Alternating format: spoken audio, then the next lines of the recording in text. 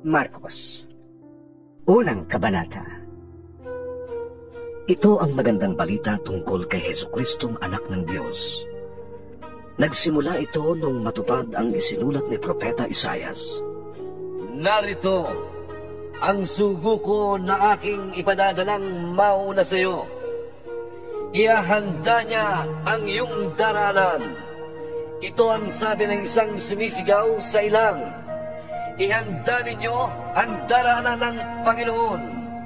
Tuwirin ninyo ang kanyang mga landas. At dumating niya sa ilang si Juan na nagbabautismo at nangangaral. Sinabi niya sa mga tao, pagsisihan ninyo talikdan ng inyong mga kasalanan at pabautismo kayo upang kayo'y patawarin ng Diyos. Halos lahat ng taga-Judea at taga-Jerusalem ay pumunta kay Juan.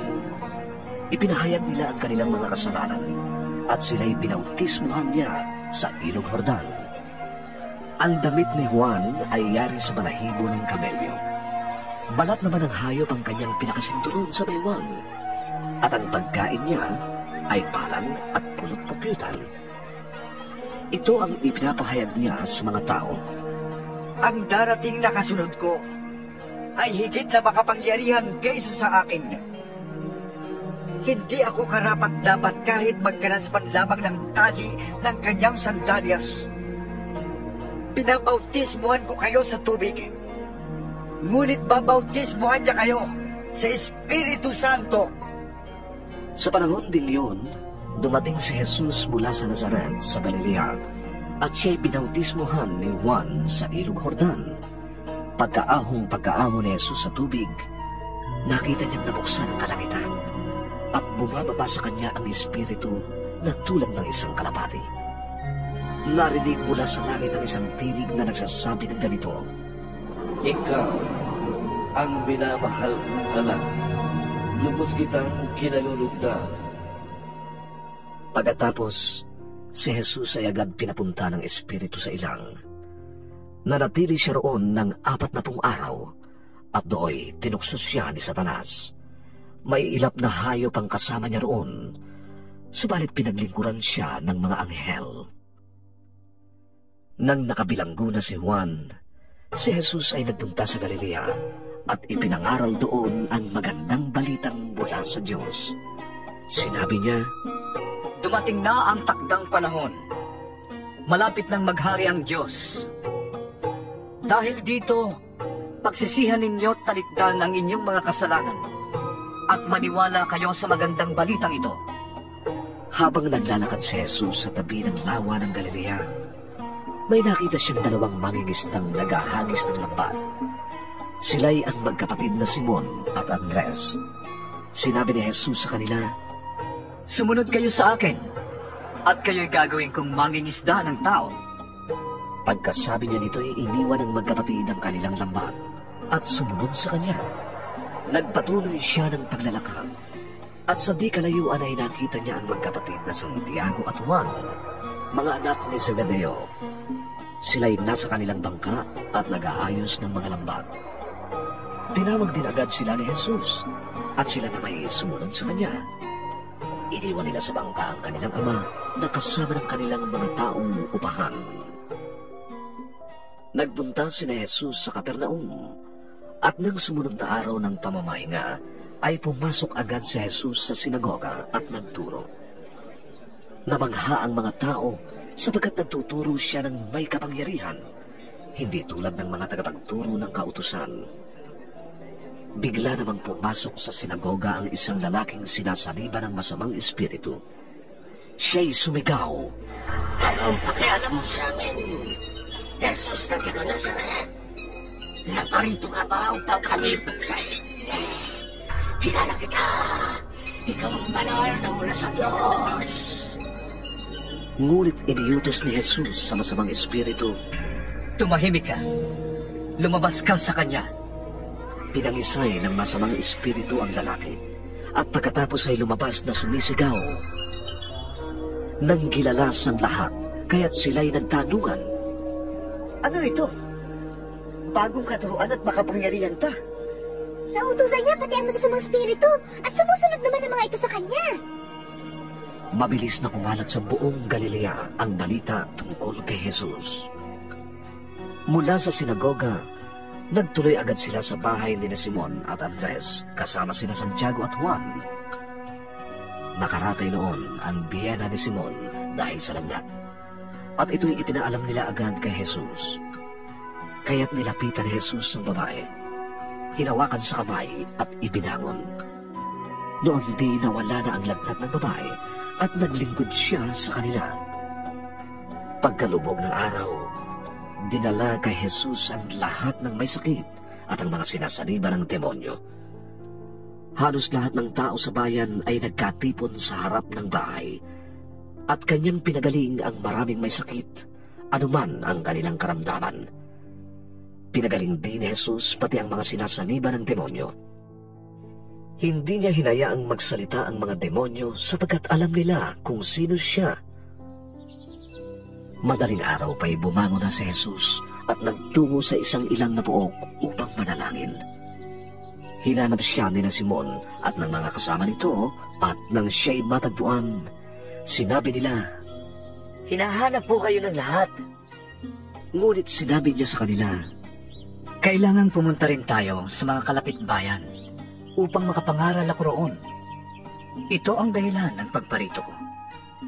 Nilibot nga ni Jesus ang buong lalawigan ng Galilea at nangaral siya sa mga sinagoga at nagpalayas ng mga demonyo. May isang ketonging lumapit kay Jesus, lumuhod at nagmakaawa. Kung ibig pa ninyo'y mapapagaling ninyo ko. Nahabag si Jesus sa ketongin, kaya't hinawakan niya ito at sinabi, Oo, ibig ko, gumaling ka. Noon di nawala ang ketong ng lalaki at siya'y gumaling. Pagkatapos, pinaalis siya agad ni Jesus at pinagbili na ng ganito. Huwag mong sasabihin ito kanino man. Sa halip ay magpasuri ka sa pari at pagkatapos ay maghantog ka ayon sa iniutos ni Moises. Gawin mo ito bilang patunay sa mga tao na ikaw ay magaling na. Ngunit pagkaalis ng lalaki ay kanyang ipinamalita ang nangyari sa kanya.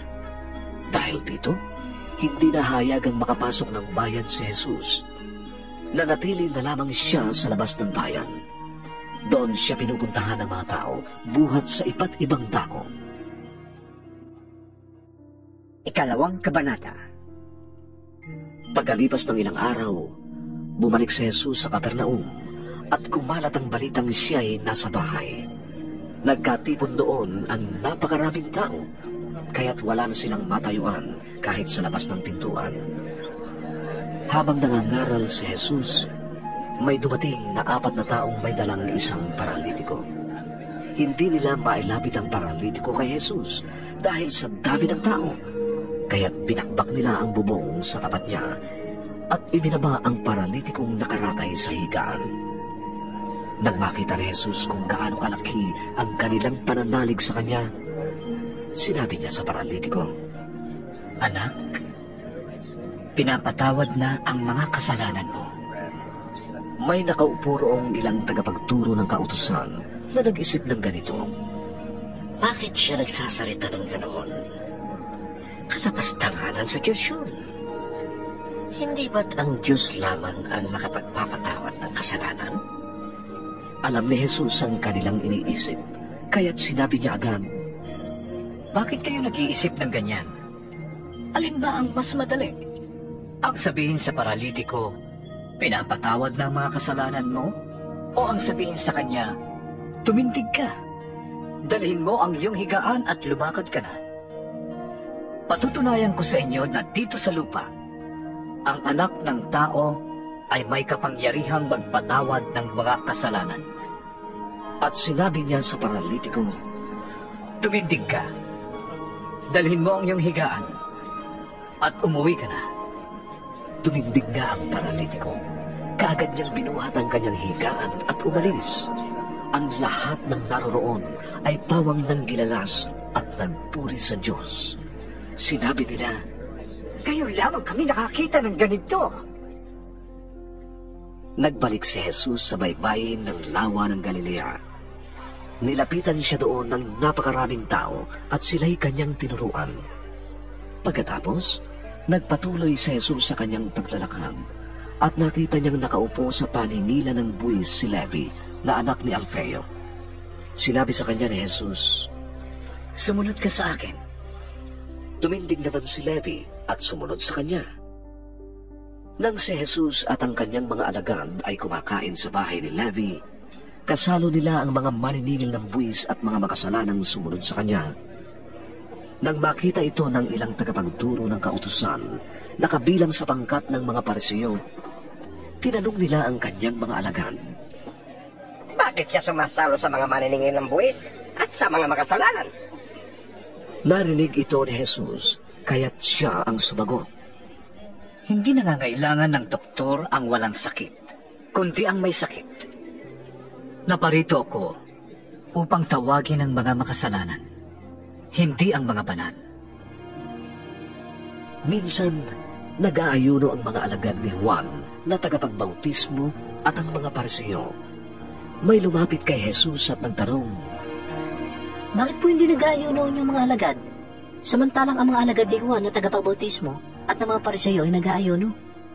Sumagot si Jesus, Makakapag-ayuno ba ang mga panauhin sa kasalan habang kasama pa nila ang lalaking ikinasal? Hindi. Ngunit darating ang araw na kukunin ang lalaking ikinasal at saka pa lamang sila mag-aayuno. Walang nagtatagpi ng bagong tela sa lumang damit, sapagkat kapag umurong ang bagong tela, mababatak ang tinagpian at lalong lalaki ang punit. Wala ring naglalagay ng bagong alak sa lumang sisidlang balat, sapagkat papuputukin lamang ng alak ang sisidlang balat, at kapwa masasayang ang alak at ang sisidlan. Sa halip, ang bagong alak ay inilalagay sa bagong sisidlang balat. Isang araw ng pamamahinga, nagdaraan si Jesus at ang kanyang mga alagad sa triguhan, at ang mga alagad ay kumikitil ng bunga. Sinabi ng mga Pariseo kay Jesus, Tingnan mo ang ginagawa ng iyong mga alagad. Bawal yan kung araw na pamamahinga. Sinagot naman sila ni Jesus, Hindi pa ba ninyo nababasa ang ginawa ni David noong panahong si Abiatar ang pinakapunong pari? Nang si David at ang kanyang mga kasamay magutom at walang makain, pumasok siya sa bahay ng Diyos at kumain ng tinapay na handog sa Diyos. Binigyan pa niya ang kanyang mga kasamahan. Ayon sa kautusan, ang mga pari lamang ang may karapatang kumain yon. sinabi pa ni Jesus, Itinakda ang araw ng pamamahinga para sa kabutihan ng tao. Hindi nilikha ang tao para sa araw ng pamamahinga. Maging ang araw ng pamamahinga ay nasa ilalim ng kapangyarihan ng anak ng tao. Ikatlong kabanata. Muling pumasok si Jesus sa sinagoga. Naratnan niya roon ang isang lalaking paralisado ang isang kamay. May ilang tao naman doong nagmamasid kung pagagalingin ni Jesus ang lalaking iyon sa araw ng pamamahinga upang may maiparatang sila laban sa kanya. Tinawag ni Jesus ang lalaking paralisado ang kamay. Halika rito sa unahan. Pagkatapos, tinanong naman niya ang mga tao, Alin ba ang naaayon sa kautusan? Ang gumawa ng mabuti o ang gumawa ng masama sa araw ng pamamahinga? Ang magligtas ng buhay o ang pumatay? Ngunit sila'y hindi sumagot. Tiningnan ni Jesus ang mga taong nakapaligid sa kanya. Galit at lungkot ang naramdaman niya dahil sa katigasan ng kanilang mga ulo. Pagkatapos, sinabi niya sa may sakit, Iunat mo ang iyong kamay. Iniunat naman ng lalaki ang kanyang kamay at ito'y gumaling. Umalis ang mga Pariseo at agad nakipagsabwatan sa mga kampon ni Herodes upang maipapatay si Jesus. Umalis si Jesus at ang kanyang mga alagad at sila'y nagpunta sa tabi ng lawa. Sinundan siya roon ng napakaraming taong buhat sa Galilea, sa Judea, sa Jerusalem, sa Idumea, sa ibayo ng Jordan, at sa palibot ng Tiro at Sidon. Sumunod sila kay Jesus dahil nabalitaan nila ang lahat ng ginagawa niya. Inutusan ni Jesus ang kanyang mga alagad na maghanda ng isang bangkang magagamit niya upang hindi siya maipit ng mga taong dumaragsa. Dahil marami na siyang pinagaling, dinudumog siya ng lahat ng may sakit upang mahawakan man lamang siya. Bawat taong sinasaniba ng masamang espiritu na makakita sa kanya ay nagpapatira pa sa harapan niya at sumisigaw, Ikaw ang anak ng Diyos! Ngunit mahigpit silang pinagbawalan ni Jesus na ipagsabi kung sino siya. Pagkatapos, umakyat si Jesus sa isang bundok kasama ang mga taong nais niyang isama. Buhat sa mga taong yun ay pumili siya ng 12 upang maging kasakasama niya at sila'y tinawag niyang mga apostol. Hinirang niya ang mga ito upang suguing mangaral. Sila ay binigyan din niya ng kapangyarihang magpalayas ng mga demonyo. Ito ang 12 hinirang niya.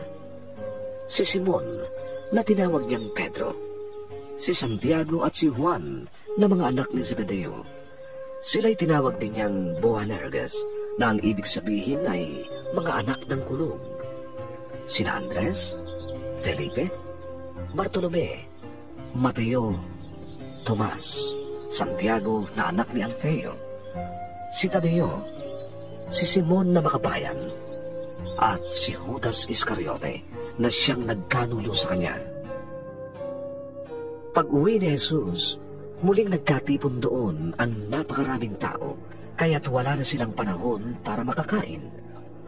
Nang mabalitaan niyo ng kanyang mga kasambahay, sila'y pumaroon upang sawayin siya dahil sinasabi ng mga tao na siya'y nasisiraan ng bait. Sinasabi naman ng mga tagapagturo ng kautusan na galing sa Jerusalem, Sinasaniban niya ni Beelzebul, ang pinuno ng mga demonyo. Ito ang nagbibigay sa kanya ng kapangyarihang magpalayas ng mga demonyo. Dahil dito, pinalapit ni Jesus ang mga tao at sinabi sa kanila ang ilang talinghaga. Sabi niya, Paanong mapapalayas ni Satanas ang kanyang sarili? Kapag naglaban-laban ang mga mamamayan ng isang kaharian, hindi mananatili ang kahariang iyon. Kapag naglaban-laban naman ang mga magkakasambahay, hindi rin mananatili ang sambahayang iyon. Gayon din naman, kapag naghimagsik si Satanas laban sa kanyang sarili at naglaban-laban ang kanyang nasasakupan, hindi magtatagal at darating ang kanyang wakas.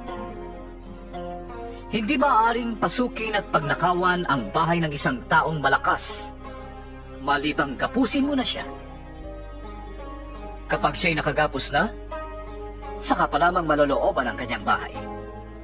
Tandaan ninyo ito, maaaring patawarin ng tao sa lahat ng kanyang kasalanan at paglapastangan. Ngunit ang sinumang lumapastangan sa Espiritu Santo ay hindi mapapatawad. Ang ganyang kasalanan ay walang kapatawaran. Sinabi ito ni Jesus sapagkat may ilang nagsabing sinasaniban siya ng masamang espiritu. Dumating ang ina at mga kapatid ni Jesus. Sila'y nasa labas ng bahay at ipinatatawag siya. Nang oras na yon ay maraming taong nakaupo sa palibot ni Jesus. May nagsabi sa kanya, Nariyan po sa labas ang inyong ina at mga kapatid. Hinahanap kayo. Sino ang aking ina at mga kapatid? Sabi naman ni Jesus. Tumingin siya sa mga nakaupo sa palibot at sinabi, Sila ang aking ina at mga kapatid, sapagkat ang sinumang sumusunod sa kalooban ng Diyos ay siya kong ina at mga kapatid.